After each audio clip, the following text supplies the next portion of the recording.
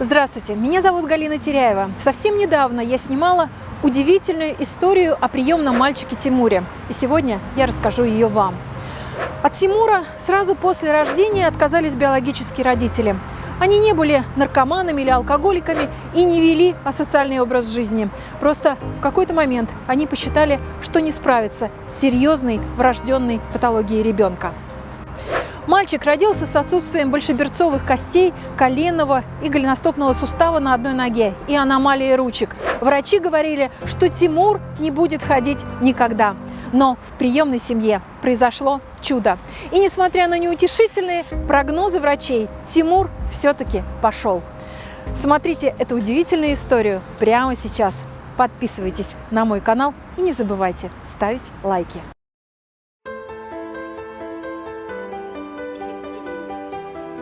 Тима!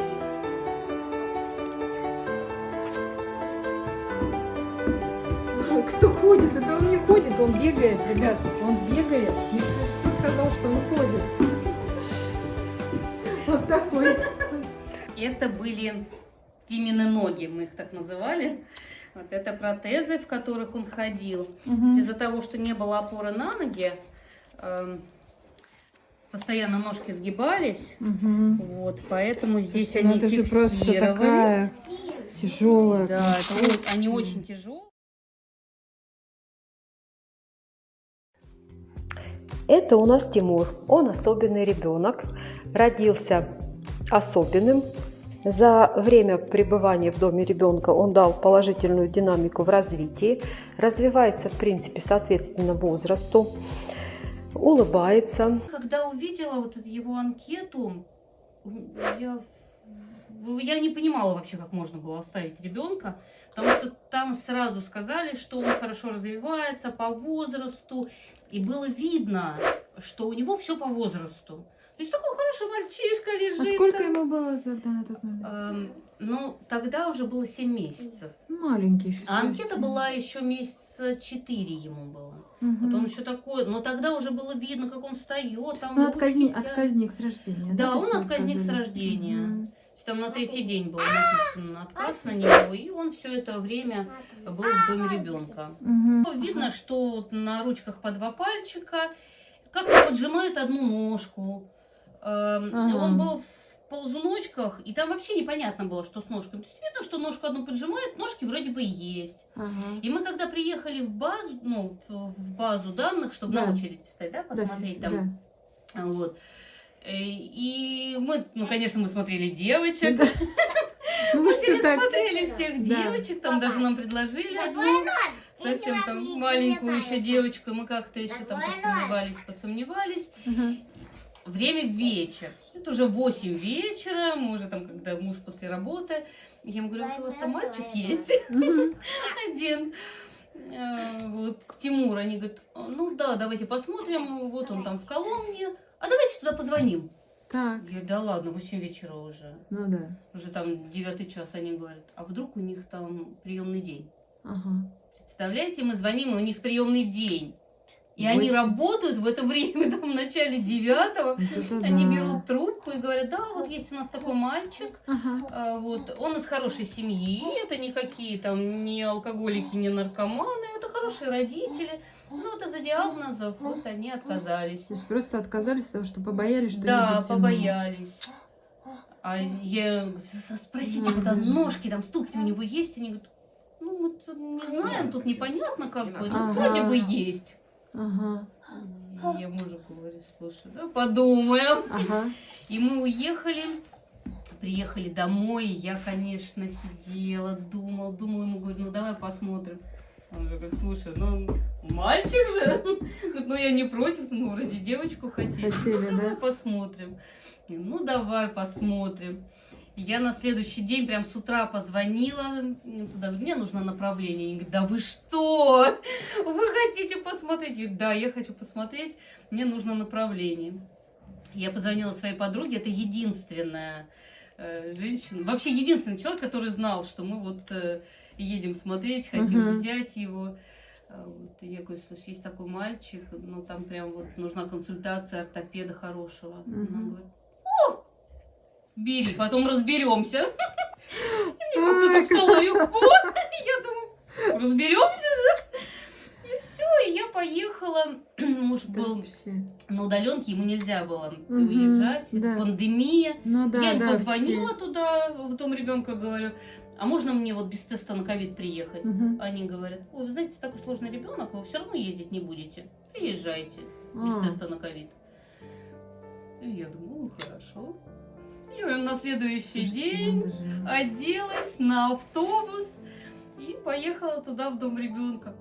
Я ехала как домой. У меня было Надо такое же. спокойствие, я пришла туда. Это в Коломну вы ездили, да? Да, это в Коломне. Там меня Мгм. встретила главврач. И она тоже так, ну вот у нее диагноз такие сложные, и вот там... Пыталась ещё отговаривать или нет? Или... Нет, она не пыталась отговаривать. Она мне просто сказала... Давай. Она просто сказала, что все достаточно сложно, и я бы хотела его отдать туда, где я буду точно уверена, что его будут лечить. Ага. Вот. А так как-то отговаривать доктор, там была такая доктор, которая мне говорила, вы понимаете вообще, на что вы идете? Вы представляете, кого вы берете? Сколько Это не будет? тот ребенок, которого вот вы год полечите, и он будет нормальным ребенком. Нет. Он, возможно, никогда вообще не будет ходить. Мгм. У него есть ступни, но от них нет толку. Ну да. У него такие руки. И я как-то думаю... Ну не напугала? Я думаю, как это у него Если есть ступни, ступни. но от них нет толку. Да нет. Пойдет, да? Да, я Пойдет. вообще почему-то, я не знаю, я всегда была Ну уверена, что да. он пойдет. Ну, наверное, я просто не понимала, что какие-то есть возможности, что он там, вероятность какая-то, что он не пойдет. Ага. Для меня вот я была уверена, что он пойдет. Ну вот он идет.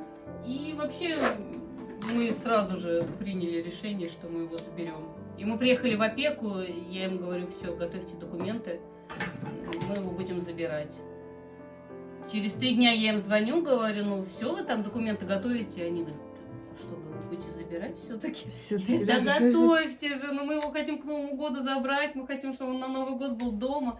Но они, правда, пошли нам навстречу, говорят, ну ладно, хорошо, мы тогда быстро все приготовим. И они быстро собрали документы, и вот 18 декабря мы его забрали, привезли домой.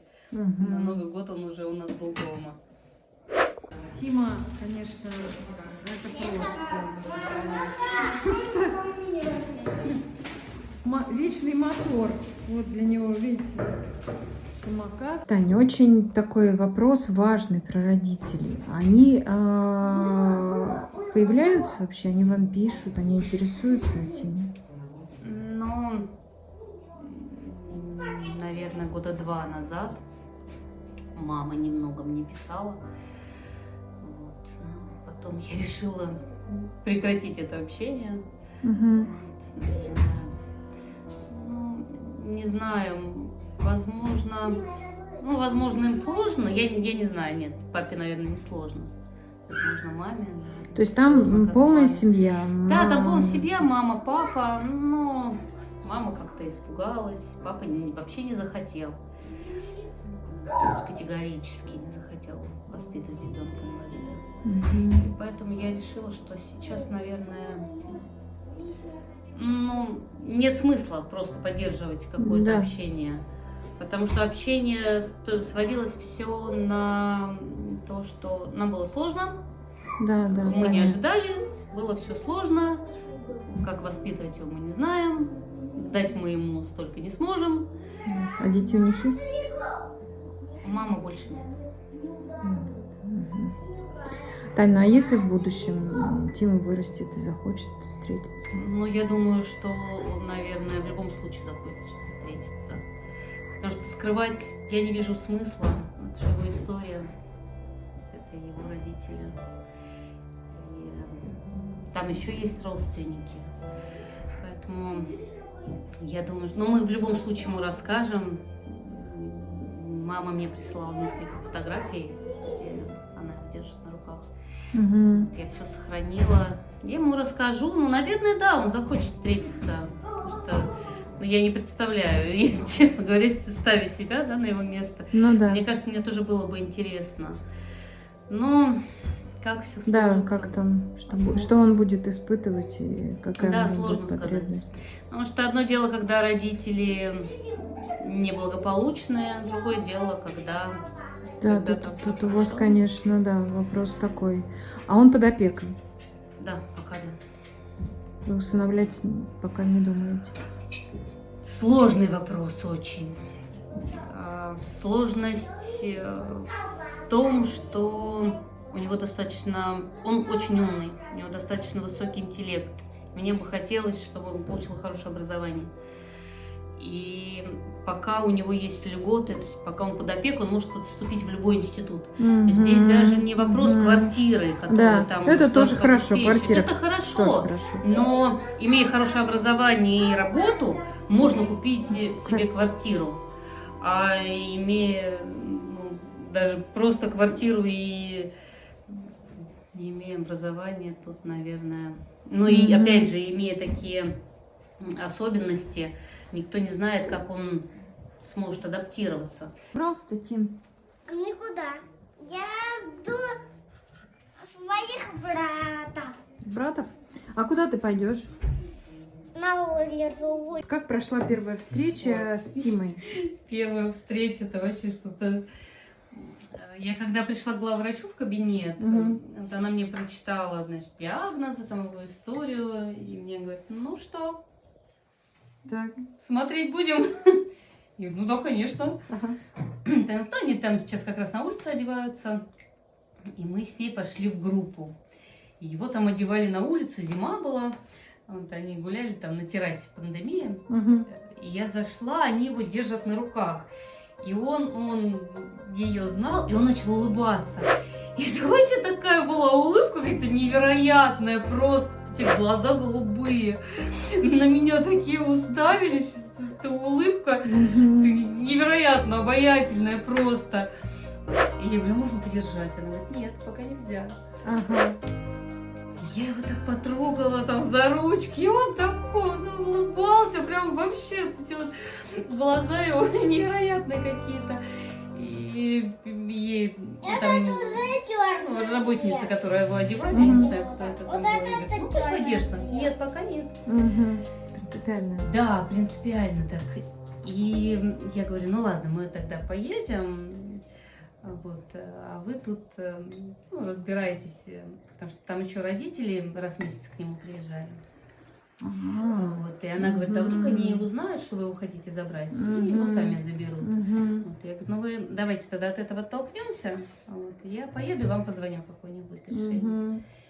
И я пошла на автобус, и я встала рано, то есть там в 4 утра встала, чтобы на автобусе поехать там с другого конца Москвы. И думаю, ну посплю на обратном пути. Я села, я не могла ни спать, ни кино смотреть. И вот эти вот его глаза, это просто вот что-то невозможно. Я так смотрела на часы, думаю, ну интересно, она с ними же созвонилась или не созвонилась. Я мужу говорю, если они его заберут, я, наверное, еще какое-то долгое время вообще ничего не буду делать. Потому что это настолько сложно. И я ей звоню и говорю, ну что? Она говорит, уже даже в автобусе. Да. И она говорит, нет, они сказали, что они не будут его забирать. Я думаю, ну все, тогда я завтра приеду. И у меня уже, вообще прям сомнений вообще не было, что там... Что-то, да, что он какой-то там не наш, и вот надо оставить. Уже была твердо уверена, что все, мы его берем.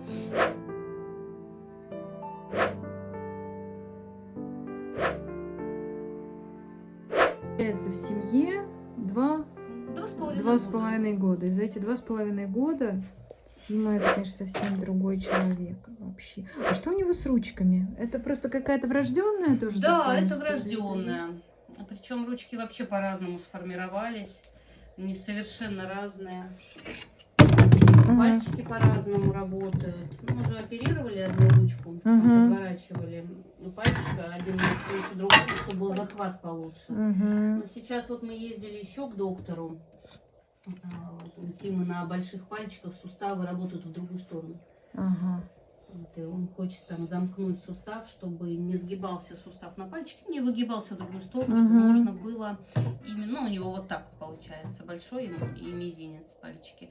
чтобы вот этот пальчик не выгибался, а больше силы прилагала на кончики пальцев, то есть, чтобы можно было именно вот хорошо хватать. Но он ими хорошо очень управляет руками. Да, достаточно он хорошо, он адаптировался, но вот только, допустим, там снять штаны, одеть одежду или снять, вот именно зажать, когда большие усилия требуются, Да.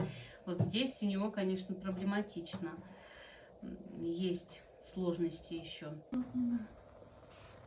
Тима, а что ты рисуешь, скажи? Я уже дорисовал. Ты уже дорисовал? А что это? Это картинка. Это ты кого-то нарисовал или это что, телевизор какой-то или что? Телевизор. Телевизор? Понятно. Еще дать листочек? Здорово у тебя получилось. Смотри.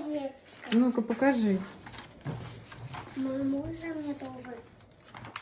У Тимы нет большеберцовых костей, в одной ножке нет вообще, там нет коленного сустава и голеностопного сустава нет. Ага. То есть вот это получается вся вот эта нижняя часть, да? Да, только маленькая малоберцовая кость, она тоненькая, ну где-то там с мизинец. А на второй ножке есть небольшой отросток большеберцовой кости, там треть, наверное. Пододвинься ко мне, давай, пододвинься. Нам в этом плане повезло, Мама потому тебе покажет сейчас, что у как Тимы там, есть что колено. делали. Ага, Здесь. И эта ножка попроще. Но голеностопного сустава здесь тоже нет, Ага. поэтому опоры на ноги не было вообще. Ага. То есть он, как он передвигался? У него были ходунки? У него были протезы. Протезы. Они были такие на всю ногу, у нас они остались, кстати. Ага. Вот мы их одевали прям на ножку. То есть Это же было, я помню, что это же было так все сложно. Это да, целое это было очень сложно, очень. Они были, на улицу. они были очень тяжелые. Стопы были ровные, то есть они были как ножка. Да, да, Заходили да. прямо туда, они не выходили. Вот так. Обратно. Ну, да, Их невозможно было, то есть ботиночки обуть было вообще невозможно, даже ну, вот чисто просто выйти на улицу, чтобы ножкам было тепло. Это были Тимины ноги, мы их так называли.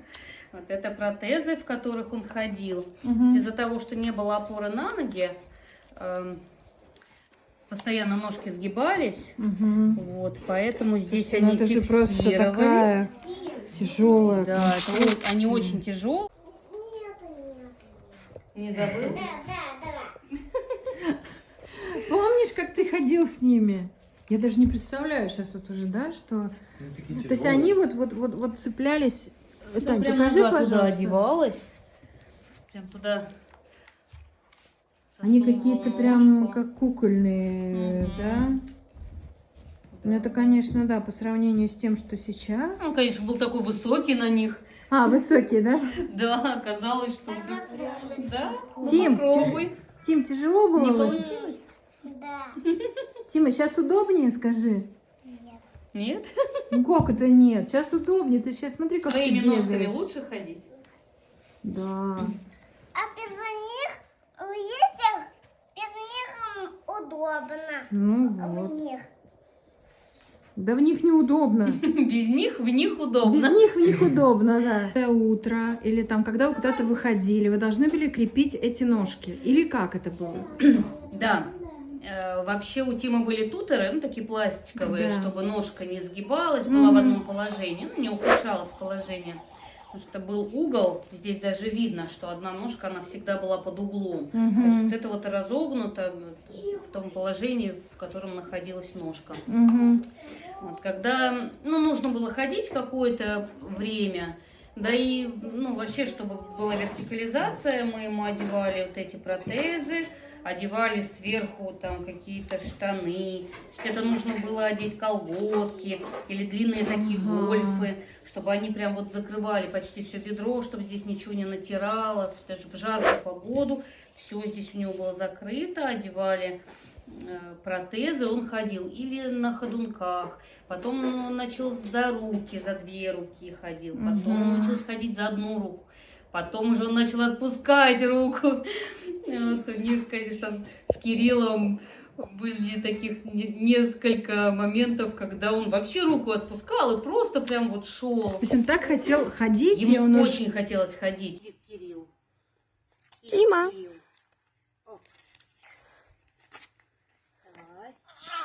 Ага, ну-ка догоняй его. Давай. Ой, ой, ой. Ой. Какие-то танцы. Так, ровно встаем и пойдем. Ага, пойдем за Кириллом. Давай, пойдем.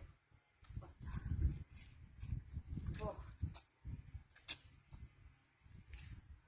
Вот, Тимка, ножки переступай. Не-не-не, так далеко. Потихоньку.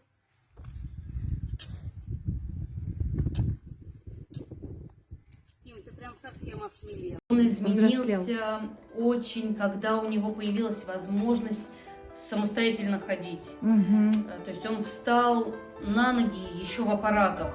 То есть это были огромные тяжелые аппараты, Да, спицы, да. которые были воткнуты в ноги. Это живое мясо просто вот в этих всех спицах. И он сначала на одну ножку начал ставить, потом на другую. Мы прилетели домой еще в аппаратах, и, по-моему, даже в этот же день, когда мы прилетели, он убрал руки наши и встал сам. Просто вот так поставил свои руки, чтобы к нему никто не подходил. И все, и встал. И потихоньку он начал ходить уже на аппаратах Елизарова. Это, конечно, без всего. То есть без каких-то ходунков. Мы его там сначала придерживали, он все сам. Ему хотелось очень ходить самому. Это такое очень огромное важно. желание Да. было вот именно самостоятельности, чтобы он мог сделать то, что он хочет. Да, да. Иди ко мне, я тебе открою пряник. Иди, пряник тебе открою. Я боюсь. Иди. Я боюсь. А ты не бойся, я ж здесь с тобой. Ай, Ну, видишь? Наступаешь, можешь идти. Покачался, все равно устоял, да? мама, это не тянет. У нас с ним вот первые 1,5 суток это война. Это Да. всегда невероятная какая-то война. У нас папа сразу сдается. Так, ага. Война за что, Таня? Война за что? Ему страшно, он не хочет Из-за ничего страха, делать. да? Это отказ. Все, отказ от всего. Я тогда или на дачу его увожу, или ото всех закрываю. Вот. То есть ему нужно как-то перестроиться, да? Ему именно нужно перебороть и переварить вот этот страх. То есть ему нужно дать время, чтобы переварить этот страх. Нам повезло, что в клинике мы были там практически одни в отделении. Когда попадали вот эти вот периоды, нужно было сначала встать на ноги, потом делать первые шаги. И там никого не было, мы вот с ним там воевали. Но это же больно, Тань.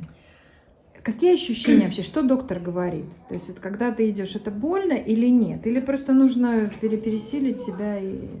Ну, Пойти. первые, вот когда он только вставал на ножки, наверное, был какой-то дискомфорт все-таки, потому что там были и разрезанные пятки, и колени, и вот эти вот дырки, все в спицах.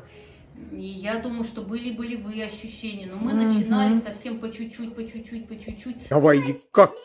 Идут, Как не я тебя идут? поддерживаю, а ты Давай. шагай. Как, Тима? Вот это да! Нифига себе, сам идет. Тимка, офигеть. Ко мне идешь? Опля! Не надо спешить. И я тебя поймал. Опля! Давай оттуда. Первые 1,5 суток у нас были тяжелые, А а потом... потом вот он переварил, что нужно. Мы находили мультики, которые ему интересны. Ага. Приходилось смотреть мультики, слушать музыку. И потихоньку стишки рассказывали. Тим, ты Тополика. помнишь? Немножко Тим, поездку косолапый. помнишь? Тимуля? Не туда поставь. Тим! Как Или уже ножки все, лечили. или уже как ножки лечили, помнишь, или уже забыл все? Не забыл. Забыл? Помню уже. Помнишь, да? Хорошие были доктора? Да, Ты познакомился со всеми? да, Здорово вы с мамой съездили. да. Ты представляешь, ты вернулся из поездки уже с ножками. Тим. Тим. Помнишь, Да конечно. помнит, конечно. Он, конечно, помнит. А тебе всё. было больно, Тим? Нет, Тим, тебе не было больно? да, Вообще не было больно? да. Слушай, А ну ты- страшно было? Нет. Нет. Это маме было страшно. Это маме было страшно, а Тиме Да, не было кстати, доктор страшно. нам говорил, что вот мозг у детей, он блокирует вот эти Негативные. воспоминания негативные, да, о боли. И все дети забывают боль. То есть это родители ее помнят. Ага. Как было, видишь, ну, было несколько таких страшных моментов, просто жутких. Вот. Ну вот, слава богу, этого не помню. Давай. Оп, оп, оп, оп, оп, оп, оп. Отлично. А что были за моменты, когда было вам страшно? В какой момент вам стало? Был момент, когда вам было страшно? Или вы понимали, что все будет хорошо? Ну, я, конечно, понимала, что все будет хорошо, однозначно. Мы, когда его еще брали, мы знали, что все будет хорошо. Ну, как-то, не знаю, не сомневались. Мгм. Видимо, просто не понимали тогда, насколько Вы понимали точно. масштаб Бедствия. всей проблемы, да. Ну и хорошо, это, кстати говоря, мы не были напуганы, поэтому вот шли. Страшно было, когда он отходил от наркоза. Это было очень страшно. Когда я пришла... А сколько часов шла операция? Ой, первая операция шла 2,5 часа. Ага. Но отходил от наркоза он почти сутки. Это очень был такой тяжелый для него наркоз. Хотя врачи сказали, что мы вообще не ожидаем ничего плохого от наркоза и никаких двигательных нарушений, там, каких-то эмоциональных. Но отходил очень долго. Вот это было страшно. Это очень страшно, когда приходишь в послеоперационную, и ребенок лежит абсолютно такой белый, вообще не шевелится, просто открывает, закрывает глаза Ну да. там, на полминуты. То есть он сутки в реанимации лежал, получается? Да, и мы с ним были вместе, там можно находиться вместе. Мгм. Это очень хорошо. Это здорово, Он, конечно, да. не ел, не пил практически ничего. Под утро только я его смогла накормить. Вот его Мгм. только капали. Вот в этом плане было очень сложно. Мгм. Второй момент было очень страшно перед второй операцией. Это была самая тяжелая. Операции прям подряд друг за другом? Через месяц. Через месяц. То есть сначала поставили аппарат Елизарова на сложную ножку. Мгм. Это была моя инициатива, потому что доктор хотел все-таки поставить сначала на ту ножку, которая с коленом. Она вроде бы Мгм. попроще, он говорит, мы ее сейчас вот сделаем, там будет опора. Но зная Тиму, я понимала, что сейчас вот он подвымотается, и когда придет время сложной ножки, Да. он уже будет уставший, ему тяжело будет переносить. Мгм. Вот, и я попросила доктора, чтобы все-таки это была ножка, которая более сложная. Она была согнута, ее нужно было вывести аппаратом Елизарова. Там была такая контрактура толстая, Мгм. она не давала разогнуться ноге. Мгм. Вот, и мы выводили и ногу, и ступню. И ступня была в одну линию с ногой, ну, вот, с малоберцовой костью. То есть она прям... Мгм. Ее нужно было вывести Мгм. в нормальное положение. И мы крутили аппарат Елизарова 6 раз в день, каждые 2 часа. У меня был ключ на 10. Вот, и я сама крутила вот эти оси. Мы 10 дней были в больнице. 8 дней мы были после операции. Потом нас выписали, мы жили в квартире. И вот я сама крутила эти оси, подкручивала там. Это было очень... Ну, это достаточно болезненно, потому что контрактура сильно затянула ногу. И было Ну, очень я помню, больно. что Тима плакал, были у него. Очень было сложно. Мгм. Нам приходилось... Вот мы спасались только тем, что мы ходили гулять. Мгм. Вот этот ключ, у меня стоял на часах таймер. Мгм. Каждые 2 часа мы там где-то на скамеечке. Я ему открывала эти штаны на замочках, крутила. Ну, вот, мы спасались зоопарком. Зоопарк, да. Это вообще было наше спасение. Хорошо, что был там недалеко зоопарк. То есть вы могли Вот эти туда ходить, да? животные. Да, мы ходили в парк, в зоопарк, и он хоть как-то там Отвлекался. отвлекался. Только мы закрывали дверь в квартиру, все, Всё. сразу ножка болит, Да. ножка болит. Это было очень, конечно. Ну, это, Таня, это, конечно, ваша заслуга. Это столько усилий вам нужно, чтобы во-первых, переключать, самому еще находиться, да, в таком нейтральном хотя бы состоянии. Ну, наверное, если бы с кем-то можно было, там, Было бы легче, вдвоем, да? да, было бы значительно легче. А так, ночами он почти не спал, сначала все болело. Ну, понятно. Потом начало чесаться, потому что начала рваться кожа. Мгм. Мягких тканей было мало, Мгм. и кожа начала рваться. Это было очень. Если честно, вот эти спицы, которые рвут ткани, он похудел, наверное, за неделю после первой операции очень сильно. То есть я вообще привезла домой совершенно другого ребенка. Он был на себя не похож вообще. Первая операция был, он когда проснулся, был полный отказ от всего. Ну, боже. То есть он не читал, ну, не просил там книжки, я ему, давай То есть не почитаем, хотелось нет, давай порисуем, нет, вот вообще ничего, Мгм. давай я тебя Тяжело поглажу, было. нет. То есть он просто отворачивался и все, он говорил, я хочу ныть, можно я буду Да? ныть? Ну, ной, Ной. ну что же делать, да, и вот он лежал и Страдал. плакал, Да. ныл. И уже что-то корректировать. Но уже самое такое тяжелое, Да. трудное время В вы... общем-то, да, все эти основное операции. сделали. Доктор нам сказал, что операции прошли все очень хорошо. Таня, ведь изначально говорили, что мальчик будет лежачий, да? Да. Что Да, шансов... нам так. даже, когда мы его забрали, в Турнера нам предлагали ампутировать правую ногу. То есть там сказали, что ну, нецелесообразно ее сохранять, и Ага. вот она там не настолько функциональна, она не сгибается. Мгм. Пусть будет протез, Да. он будет более функциональный, он будет сгибаться. Вот, его можно будет сделать там по росту, а эта Мгм. ножка будет короткая. Ну, зачем вам это нужно? Мгм. Вот. И такие дети, они вот постоянно там в больницах проводят все свое детство.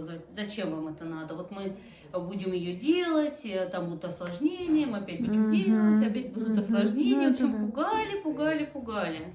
Ну, а в итоге, в общем-то, мне кажется, что очень хорошо все Ой, получилось. сейчас Прекрасно. очень хорошо, замечательно. Я, честно говоря, нисколько, ни разу не пожалела, пожалели, что что- мы вот обратились к этому доктору. И А делал вообще- доктор в Белграде. Это какой-то известный. Это да? наш доктор. Он работал в Да. институте Елизарова, доктор Попков. Сейчас он, ну, пока уехал вот в Белград, там у него контракт. И он Не там знаю, на какое оперирует, да? время. Да, он там оперирует. Мгм. Тебе 4 или 8? Рассказывай. 8. 8. Я уже болела. Ну, на самом деле Тиме 3, если что. Так, что ты любишь, чем ты любишь заниматься? Во что любишь играть? Люблю Мгм. вот это играть и вот это играть. В машинке? Вот это и вот это. Вот это машинки, а вот это готовить еду, да? Да. Так, когда ты пойдешь в школу? Когда расту. Когда что? Когда расту. Когда вырасту. Вот когда вырасту, тогда пойду в школу.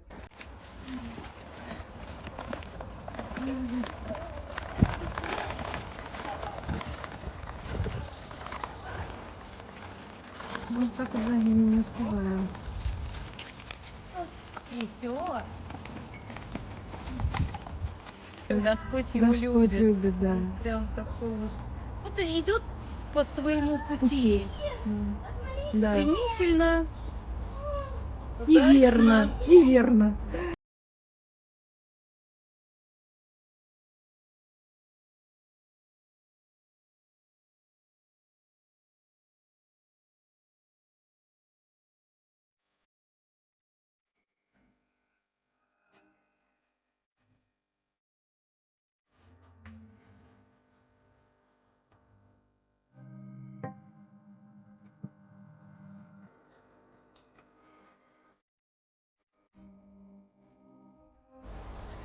Ну что, друзья, я прощаюсь с этой замечательной семьей. Ребят, жду от вас реакции. Они просто очень крутые. Все, всем пока. Пока. Тим, скажи пока. Пока. Хотите выглядеть красиво, стильно и при этом, чтобы было комфортно? У меня для вас есть находка. Бренд FOMATES. В ассортименте вы можете найти теплые, уютные повседневные костюмы, свитшоты, брюки, которые сочетаются с любым стилем одежды. Не упустите возможность быть в тренде. Заказывайте костюмы на Wildberries, ссылку оставляю в описании. Друзья, спасибо вам, что досмотрели эту историю до конца. Не забывайте подписываться на мой канал и оставайтесь всегда такими же неравнодушными.